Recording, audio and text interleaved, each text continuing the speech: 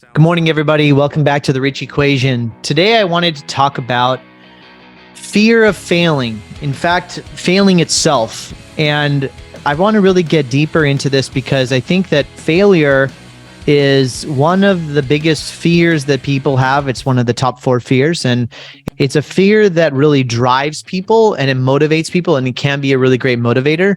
But if you don't understand failure and you don't understand it and you're not approaching it from the right way, it can be pretty decapitating and debilitating, and it could prevent clear thought and how to move forward in times of real big challenge and uncertainty. So firstly, let's talk about the fear of failing. I think that fundamentally, as I mentioned, it is one of the 4 core fears. And I think there's nothing to be ashamed about having a true fear of the fear of failing. And we're brought up in upbringing to believe that failing is bad and that you'll be judged and that other people will criticize you, or there's somehow a societal understanding that failing is unacceptable. And that narrative, that story is really deep rooted in most people's subconscious, which is why we're programmed to make safe decisions throughout our life, whether it's going to school, playing sports, or staying on a path, right? Getting a job, staying at a career for a long period of time, investing in a 401k. There's signs of programmatic thinking everywhere in our lifetime. And that really is to avoid this fear of failing and taking risk. And one of the things that most entrepreneurs have is this really strong fear of failing, which drives them to success, or maybe it's a fear of looking bad, whatever you want to call it. But without failure, there can be no growth, there can be no success, there can be no learning. And that's also true. And there's a lot of thought going on right now about, conscious parenting, conscious awareness, this woke culture of awareness or self awareness. And one of the things that we have to start being more aware of is what are the behaviors and the truths of failure, and how is it actually increasing progress and success and learning. And so one of the reasons why I wanted to do this podcast today and share this thought is, firstly, asking questions about where is fear of failing showing up in my life, and how is it contributing to my success rather than preventing me from doing what I want or accomplishing what I want. How is it contributing to my success? How is it that I'm using this fear, this motivating fear, to mobilize myself? The second question is, what am I doing that is really slowing me down, or where am I allowing the fear to get the better of me?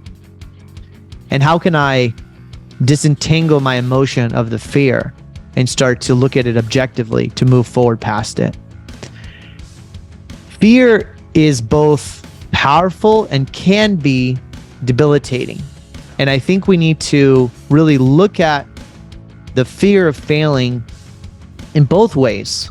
You can't just look at it like it's a fear and I'm not willing to address the fear, but it's also something that can be really empowering. The second thing I want to talk about failure is, without failure, you can't learn.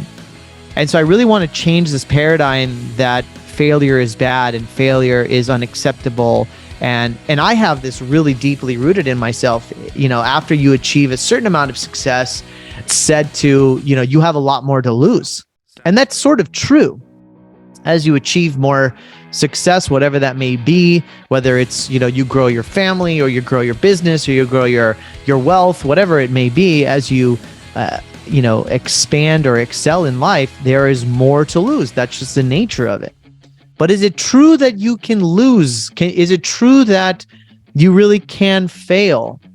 And if we really think about how we position failure in our mindset and how we approach failure, if we approach it with more curiosity, if we approach it with less negative energy and more curious energy, that I wonder what's on the other side of this experiment. I wonder what's on the other side of this attempt. And if I don't succeed, then it does not necessarily mean I failed. It just means I found another way not to succeed.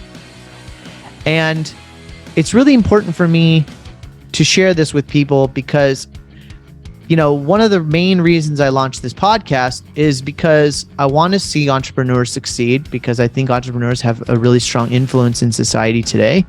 And they have the power to influence not only their families, but their employees and society with their products and services, and create little mini ecosystems. And the more entrepreneurs that succeed, the better society will become. And the healthier the mindset of an entrepreneur, the higher probability of their success. And failure, I was reading an article today that 90% of startups fail, 70% of venture capital backed firms fail, and 50% of all companies fail within 5 years. That's remarkable data. It's remarkable that many people actually are struggling or failing. And there's a lot of reasons for that. And there's a lot of reasons why entrepreneurs fail, and not necessarily they failed, but their business didn't work out, or they couldn't, find enough financing, or they couldn't sell enough and generate cash flow. It doesn't necessarily mean they failed. It just means that it didn't work out the way that potentially it was designed to in the beginning, and maybe they didn't pivot or what have you. And so we'll do another podcast on why entrepreneurs' businesses fail, which is a different topic. But I really wanted to spend time on the concept of failure and why we think about failure the way we do. And I think we need to really go back to our childhood and think about where in our upbringing did we see failure judged? Where did we see failure that was criticized? Where was failure not accepted and allowed? And how do we show up in our adult life, in our career, in our family, accepting or not accepting failure? What has really worked for me is to objectify failure as a concept, not as an emotion. I think it's really prevalent that when we think about failure, we feel it in our bodies. We feel this anxiety, this tension, this stress of what does it mean to fail?